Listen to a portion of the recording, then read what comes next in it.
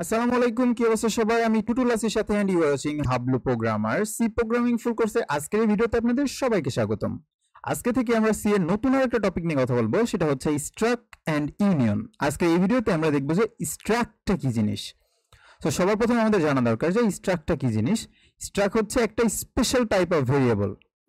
And এটার বিশেষত্ব কি? এটার বিশেষত্ব হচ্ছে collection of related variable under a single name. তার মানে স্ট্যাক একটা রিলেটেড ভেরিয়েবলের কালেকশন, এবং আমি অনেকগুলা ভেরিয়েবলের কালেকশন একটা নামের আন্ডারে রাখতে চাচ্ছি। অর্থাৎ একটা সিঙ্গেল ভেরিয়েবলের ভেতরে অনেকগুলা ভেরিয়েবল আমি রাখতে চাচ্ছি, এবং ভেরিয়েবলগুলো হবে হচ্ছে different different type of variable.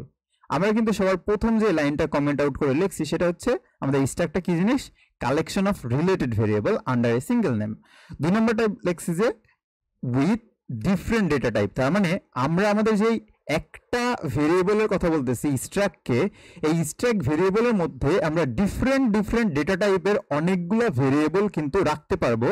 কিন্তু সবগুলা ডেটা যেই আমরা ভেরিয়েবল নিচ্ছি, ডিফারেন্ট ডেটা টাইপের ভেরিয়েবলগুলো রাখতেছি, সেই সবগুলা রিলেটেড হইতে হবে একটা ভেরিয়েবলের সাথে, এবং সেই একটা রিলেটেড ভেরিয়েবলকে আমরা স্ট্যাক ভেরিয়েবল বলে রাখতেছি। এই জিনিসটা আমরা উদাহরণ দিলে আপনারা কিন্তু বুঝতে পারবেন।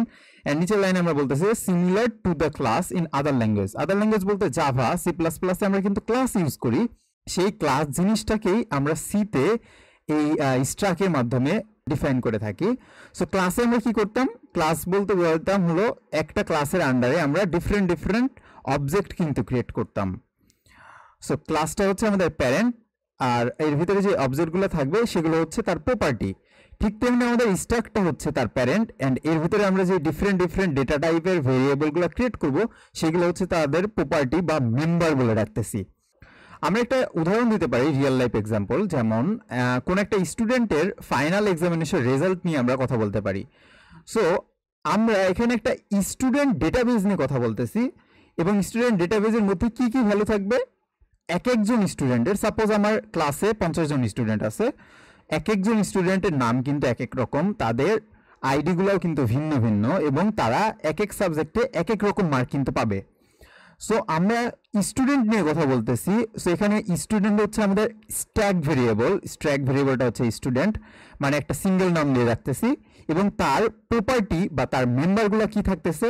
তার মেম্বারগুলো হবে হচ্ছে নেম, আইডি, সাবজেক্ট নেম, এবং ওই সাবজেক্টে সে কত মার্ক পাইছে সেই জিনিসগুলা আমরা কিন্তু স্টোর করে রাখতে পারতেছি। সো আমাদের একটা সিঙ্গেল নেম ইউজ করতেছি, স্টুডেন্ট নামের সিঙ্গেল নেম, তার ভিতরে আমরা মেম্বার বা ডিফারেন্ট ডিফারেন্ট ডেটা টাইপের মেম্বার ইউজ করতেছি, তার মধ্যে আমরা নিতে পারতেছি। সেগুলো হতে পারে তার নাম, তার আইডি, বিভিন্ন সাবজেক্টে তার নাম্বার।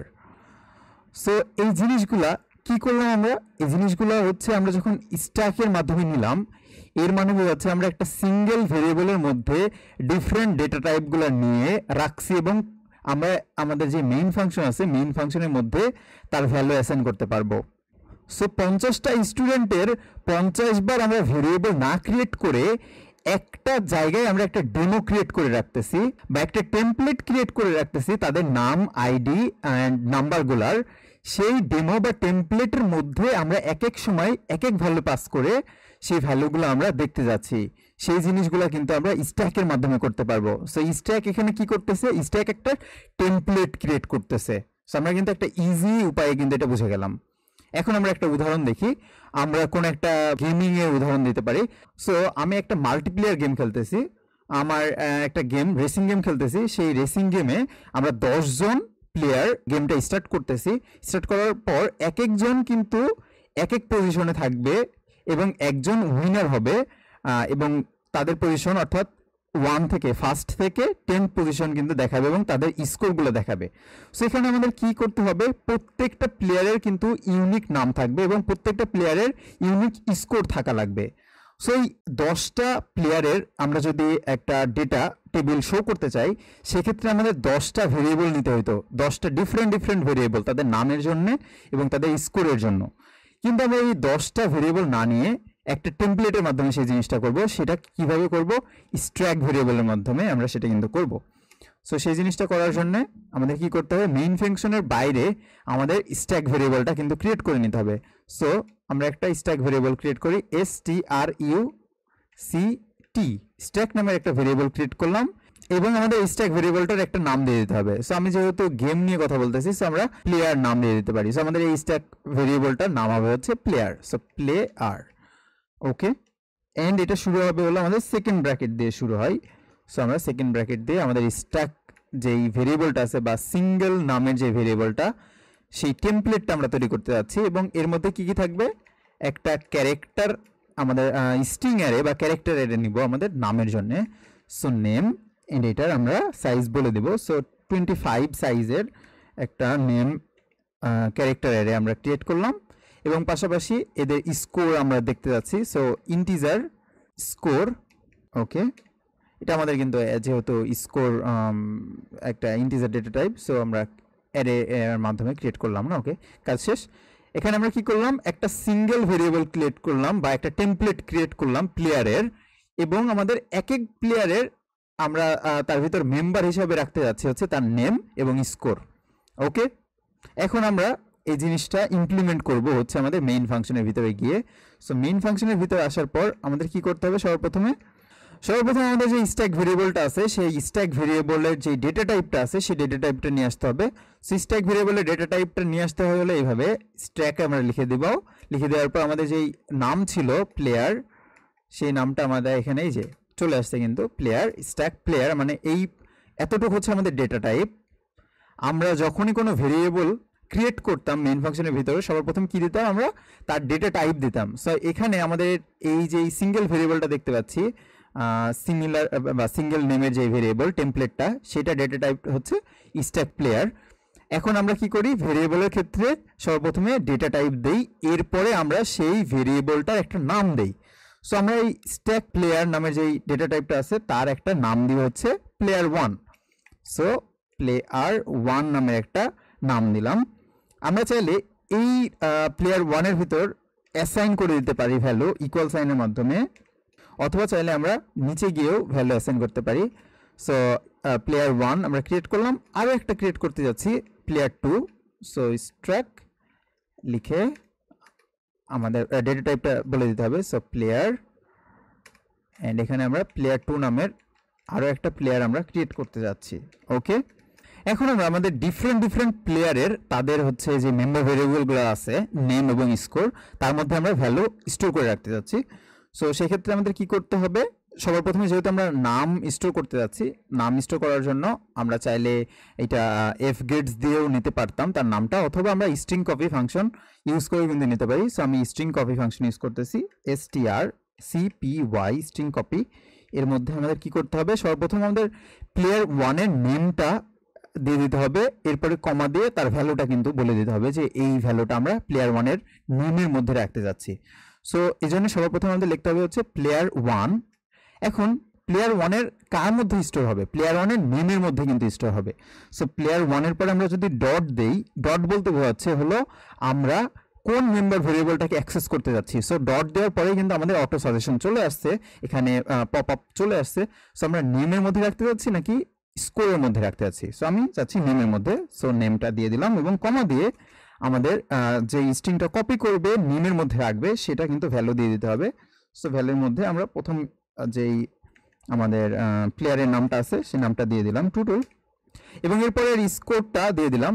সো স্কোর দেওয়ার জন্য আমরা কি করব, আমরা কিন্তু জানি স্ট্রিং একভাবে অ্যাসাইন করতে হয় আর অন্যান্য যে ভেরিয়েবলগুলো আছে সেগুলোকে আরেকভাবে অ্যাসাইন করতে হয়। সো যেহেতু ইন্টিজার ভ্যালু সেহেতু আমরা আমাদের প্লেয়ার 1কে কল করে এবং এর যে স্কোরটা আছে, স্কোর যে মেম্বার ভেরিয়েবলটা আছে তাকে কল করে যদি ইকুয়াল সাইন দিয়ে সরাসরি ভ্যালু অ্যাসাইন করে দিই তাহলে কিন্তু ভ্যালু অ্যাসাইন হয়ে যাবে অটোমেটিক।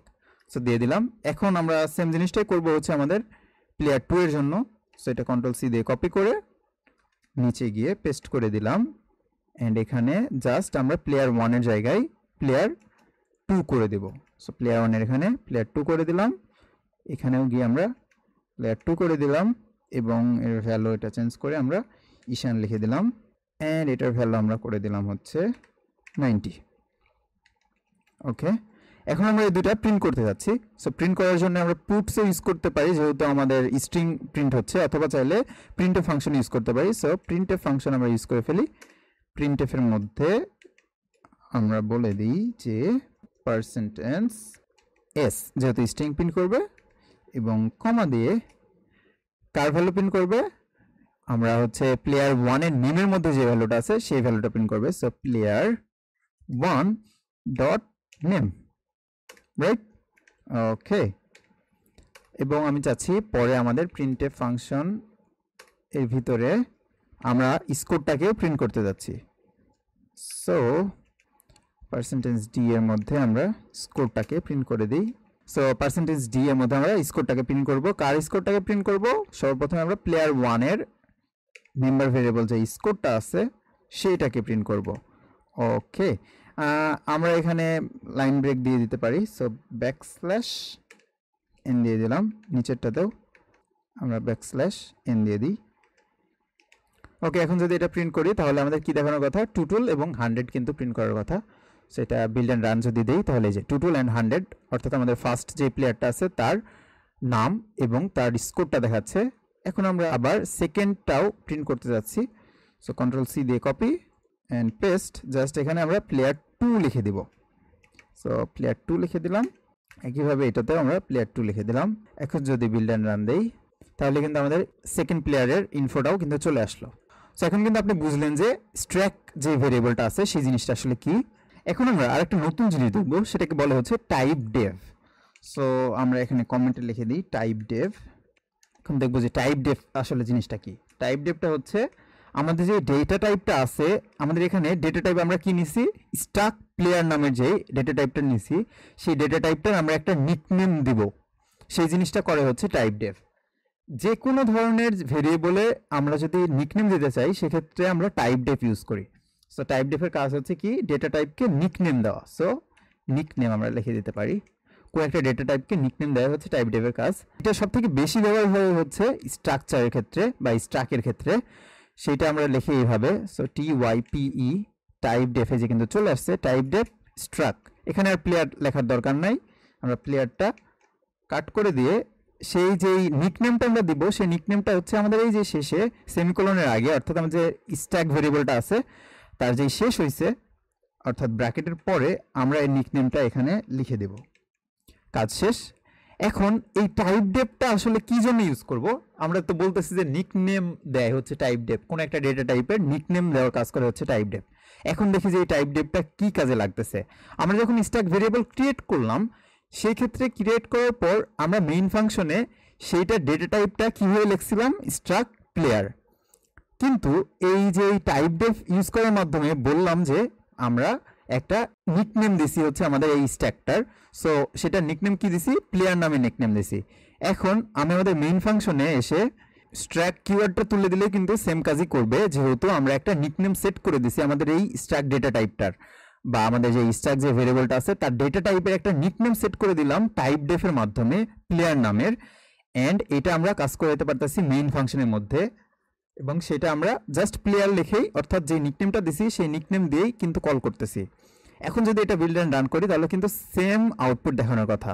এই যে আমাদের কিন্তু সেম আউটপুট দেখাইছে। এটাই হচ্ছে আমাদের টাইপ ডেফের কাজ। সবথেকে বেশি ব্যবহার করা হয় স্ট্যাক এর মধ্যে।